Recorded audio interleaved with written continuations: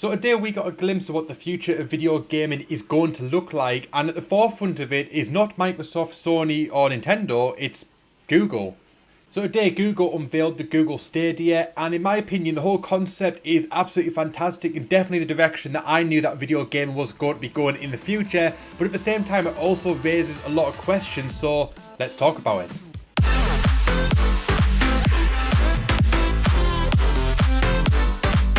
Hey, how's it going, ladies and gentlemen of the internet? My name is Doodles, and that is right. At the GDC 2019, Google revealed the Stadia, the brand new home console from Google, except it's not a home console, it's cloud gaming. Now, cloud gaming isn't exactly a new thing in the world of video gaming. It's been around for a while now. Sony have their PS Now service on the PlayStation 4, which is alright. It's not fantastic, it's not bad, it's not fantastic, little bit of lag, little bit of buffering here and there. It's not a perfect seamless experience as if you were playing it on an actual PS4 using a disc, but it's not bad. Other companies have been doing it on PC for a while as well, and the same thing kind of applies to that. But now Google have stepped up to the plate and they're going to give it a crack with their brand new Stadia, and this thing looks really promising. Now, late in 2018 they conducted a test to see whether it was possible, and basically people were able to play Assassin's Creed Odyssey at sort of ultra settings, 1080p 60 FPS, using the Chrome browser on a relatively low powered MacBook or Chromebook, and it was seamless. It was as if they were playing the game on the laptop itself rather than through the cloud. So what this means for the future of video gaming is that pretty much in the near future we're going to be able to have a full console PC experience without owning a console or PC.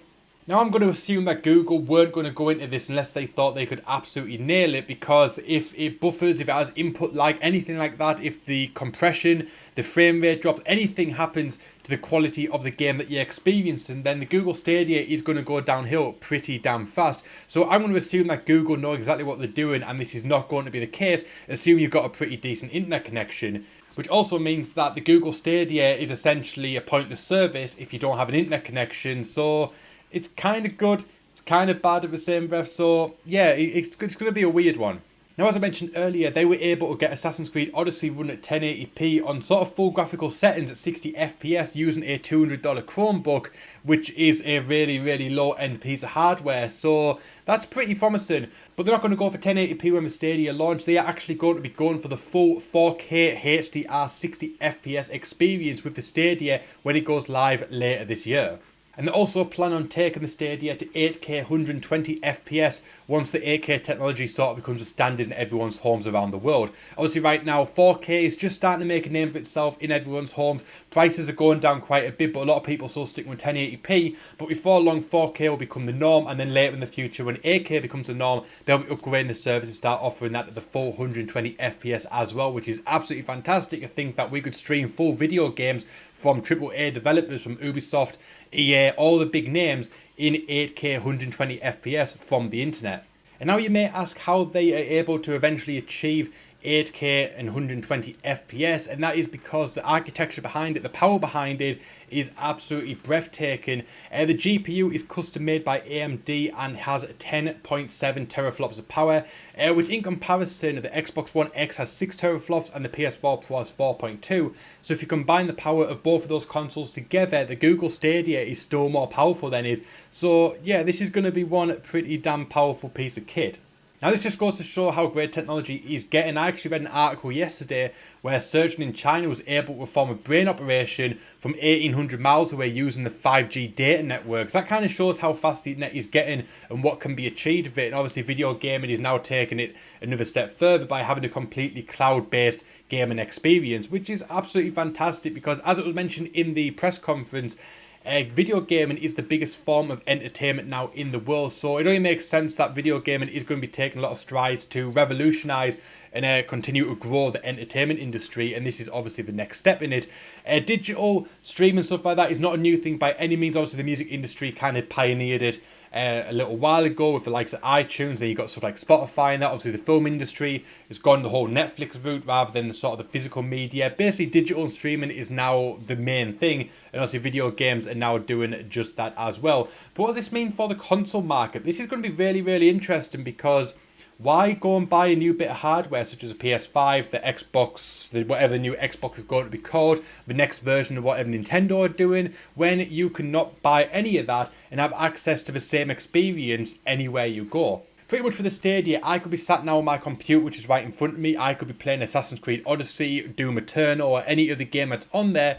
Then I could stop, I could pick up my phone, and I could literally continue off where I was without any delay at all. I could literally just pick up the phone and be playing the same game at the same point that I was playing just moments ago on my PC. Then I could walk downstairs, I could turn it onto my TV downstairs, start continuing the game from there. Then I could go to bed and I could continue playing the game in bed as well. And if you want to do that with traditional console means, then that would be very, very time consuming and annoying, because I'd have to unplug my console from this room, take it downstairs and take it to the bedroom. If I wanted to go on holiday, I'd have to take the console with me so I could continue gaming. But with the Stadia, in theory, I could literally go on holiday thousands of miles away somewhere else in the world, and I could turn on the TV there, continue playing the game where I left off. This has got potentially endless possibilities on what this could achieve, and in my opinion, it's absolutely fantastic. Now, obviously, Google also own a little company, which you guys are actually watching this on right now, YouTube, and they are fully going to be integrating YouTube with the Google Stadia. They've got various means of doing that, such as when you watch a trailer for a new video game, say Assassin's Creed Odyssey, just because that was the example used throughout the whole press conference. You could watch the trailer for Assassin's Creed Odyssey, and at the end of it, a little button will pop up and it will say Play Now Google Stadia. You click on that Play Now button, and suddenly you are playing Assassin's Creed Odyssey on your computer without any hesitation. Within about 5 seconds, you'll be playing the game, which is absolutely fantastic. And that also does beg a few questions I'm going to get into a little bit later on about the potential pricing model, how this is all going to work from a financial standpoint from a consumer. There's a lot of questions that are going to be asked, but I've got a few theories on that as well.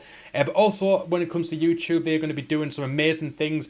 You can share gameplay almost seamlessly, and you can also do it so you can share gameplay. Maybe you can do a little challenge, maybe you do something really cool, and you can share that gameplay. And I think from what I gathered by it, your viewer can literally click on it and can start the game at that exact moment you are in right there. So if you do sort of a really cool challenge video, so say like you create a challenge or something in the game, sort of maybe like a custom map or something that you want to sort of do like a little challenge with, you can literally post it online, people can click on it and they can start competing exactly at the same point that you set them to. So yeah, that's really, really cool as well. And then also you're going to be able to live stream all of your stuff. It's actually going to be recorded, I think, in real time at 4K 60 FPS on the YouTube servers. So basically everything that you're playing is getting connected to YouTube, and you can go back and you can make videos of it, you can upload it and stuff like that if you want. And also when you're live streaming, you're going to be able to allow your viewers to join in with the game itself. So it took, I think, NBA 2K as an example. Like you could be live streaming NBA 2K online, and viewers of your live stream can actually click on a button and they can join the lobby in order to come and play with you as well. So basically it's going to make that playing with viewers a very, very seamless and easy thing to do, which is obviously a big part of live stream. A lot of people want to play with their favourite creators, and I know a lot of people, especially in the world like Fortnite, they regularly host like custom lobbies where you can go and play with your favourite streamer. And now basically through the Google Stadia, you're going to be able to do that yourself with one click of a button, which is absolutely fantastic. There's so many possibilities about this. You have to watch the press conference. Really go back and watch the press conference. I'll put a link in the description box. I can only tell you part of the information that is in that press conference. There's so much information to cover and so many cool things. Pretty much you have to see it for yourself to truly get what I'm talking about here. So right, this service looks absolutely fantastic. It's potentially going to be the future of video gaming. I believe it's going to be the future. I've been expecting this for a while, so I'm not surprised that it's finally here. But what about the release date of it? They didn't give a concrete release date, but they did say 2019. So I'm expecting something kind of in the back end of 2019. Obviously, most games and hardware generally come in sort of the October, November time of year. So I'm kind of expecting it to be like that as well. But right, moving on to the pricing of this thing. Obviously, they didn't give any indication on the pricing. It just kind of raised a few questions about how this might actually work, because we're not actually buying a physical console like we would if we're buying an Xbox or PlayStation 4, for example. So what exactly would we be buying? Well, the theory would be that we'd be buying basically part of their data center. Obviously, they've got the custom GPUs, the hardware and stuff like that are basically running this thing. So I'm assuming we're kind of buying our own little slice of the data center where obviously we can play the games from. But then do we have to buy the game separately? Because that's kind of confusing, because as I mentioned earlier, you can watch a trailer for a brand new video game, you can click the play now button and suddenly you're playing the game, but it didn't indicate that you click play now, pay $60, then go play the game. It indicates you can play it right off the bat. So do we have a one-off payment and all the games are free? But I think it's actually going to be kind of more like a subscription service, more like the Netflix of video gaming, or kind of like how PS Now is right now. Where I imagine it's going to be quite expensive though, as opposed to PS Now, which is relatively affordable, because the theory would be you'd be getting every single game for free. I'd easily expect it to run the cost of a full price AAA title every single month, so sort of like £40, $60, maybe even more. But if you get access to every single game that is available on the Stadia for one monthly cost, then that kind of evens itself out, especially if you do play a lot of brand new games. And with the Stadia, you're more likely going to be playing these brand new games because you're going to have access to them. So yeah, I think that's generally how the pricing will likely go. Whether there'll be an upfront cost and then a subscription model, I don't know. But I think the subscription model would definitely make sense for this. How the developers will get paid, whether they would get paid kind of like in a YouTube Red kind of situation where they earn revenue the more people playing it. So if no one's played your game in that month, obviously you're not going to be earning any revenue from it because it's kind of like getting no sales for a game. Or whether every developer is going to get a split from the monthly payment. I don't know how it's going to work yet.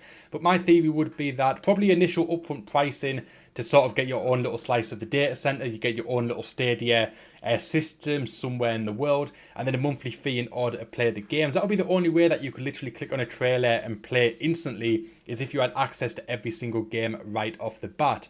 So yeah, as I said, you kind of have to go and watch this presentation yourself to really see everything that I'm discussing, because I can tell you a lot of things, but it means nothing if you're not actually seeing it in person. So I will leave a link in the description box. You can go and check out the full Google Stadia presentation because it is absolutely breathtaking. And yeah, I am super excited. But the whole world is going digital. It was only a matter of time before video games followed suit, and the Google Stadia could be the start of it doing just that. And Microsoft are already releasing a fully digital Xbox One, I believe, very soon. So it was being long rumoured that the PS5 and whatever the Xbox is going to be was going to be fully digital too. But obviously they are definitely going to be moving towards that direction now, as the video game industry seems to be going 100% digital and even 100% streaming. So yeah, I am very excited about this, and I cannot wait for more information to be released. They said more information is going to come out in the summer, and I'll be keeping my eyes peeled for any information that we get because I'm super excited about this. But let me know what you guys think down below in the comment section. Are you happy about it? Do you think the video game industry should stay physical like it is now? Do you like collecting games?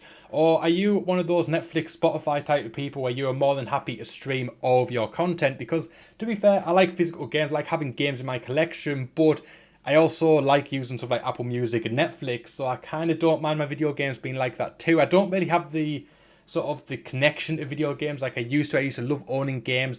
I used to love having games in my collection. Nowadays, I'm not that bothered by it. I sound want to just play a game and be done with it. So yeah, fully digital, fully streaming service is definitely something that ticks the boxes for me. But are you happy about it? I'd love to know your thoughts in the comment section down below. And if you enjoyed this video, you want to see more like this on the channel, make sure you give this video a big thumbs up. If you're new around here, make sure you subscribe with notifications on. Click the subscribe button, click the notification bell, click all. That way you'll never miss out when the video goes live on the channel. My name is Doodles. I thank you so much for watching, and I'll see you guys next time.